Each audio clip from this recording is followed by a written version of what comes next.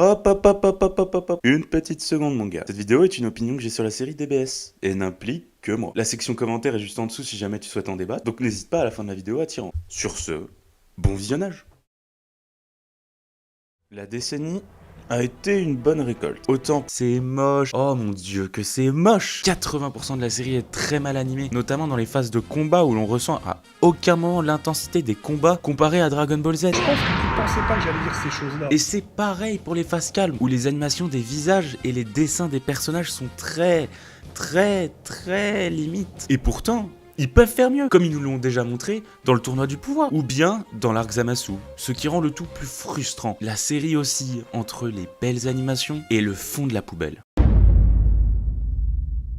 L'un des plus gros points faibles de la série, le développement de ses personnages. Faire régresser ces personnages a créé chez moi une grande frustration, comme si l'éditeur faisait un grand doigt d'honneur aux fans de Dragon Ball. Faire régresser Goku au point de le faire passer pour un débile mental qui se bat juste pour le plaisir, retirant toute notion d'héroïsme ou de sauveur comme il l'avait toujours été, c'est un grand doigt d'honneur. Faire régresser Vegeta au point que tout son développement dans l'arc Buu disparaisse juste pour faire revivre sa rivalité avec Goku et tuant une grande partie de son humanité.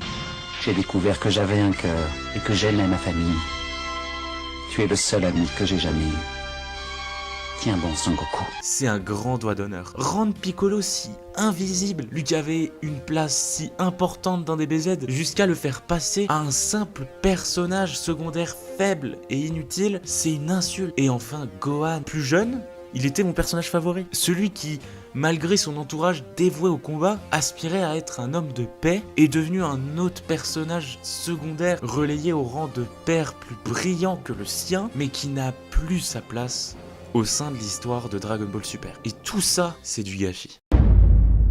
Le scénario de DBS n'est pas brillant, loin de là. Le scénario de Dragon Ball Z ne l'était pas totalement non plus, mais marchait bien, avec des arcs pleins de tension, de rebondissements et de subtilité.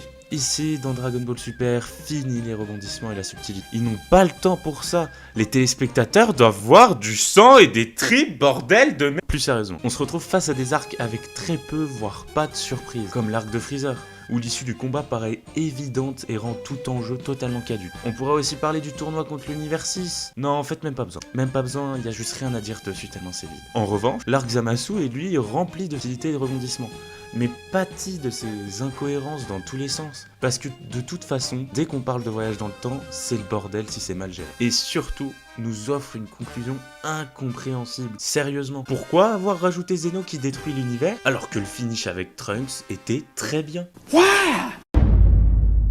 Avec DBZ, on nous avait habitués à des méchants emblématiques, aux ambitions démesurées, mais avec un but concret. Annihiler la race Saiyan, venger une armée disparue, détruire la galaxie pour le plaisir. Oui, c'est pas non plus les objectifs les plus travaillés de tous les temps. Mais au moins, il y a quelque chose. Dans DBS, les vilains sont trop peu développés, avec un background sous-développé même. On les considère même pas comme une menace sérieuse.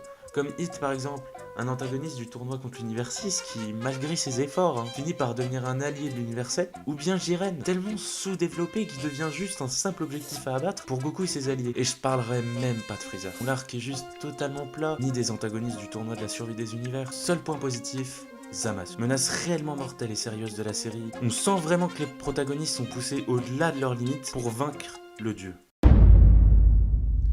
Ne crachons pas dans la soupe. DBS n'est pas entièrement acheté. On trouve dans la série de très bonnes idées, comme les transformations plus ou moins bien amenées, avec des combats parfois très bien animés et rythmés, comme Goku avec l'Ultra Instinct maîtrisé contre Jiren, Vegeta contre Zamasu, ainsi que la plupart des combats dans l'arc Zamasu, tout comme certains dans l'arc Survie de l'univers. Mais les points faibles de la série prennent trop souvent le dessus et sont bien trop gros pour être ignorés. Dragon Ball Super est censé avoir reçu tout l'héritage de la saga. Et malgré le fait que beaucoup de monde demandait une suite, il faut s'en montrer digne. Et pour l'instant, Dragon Ball Super ne l'est pas. Et c'est la fin de cette vidéo, j'espère que cet essai vous aura bien plu.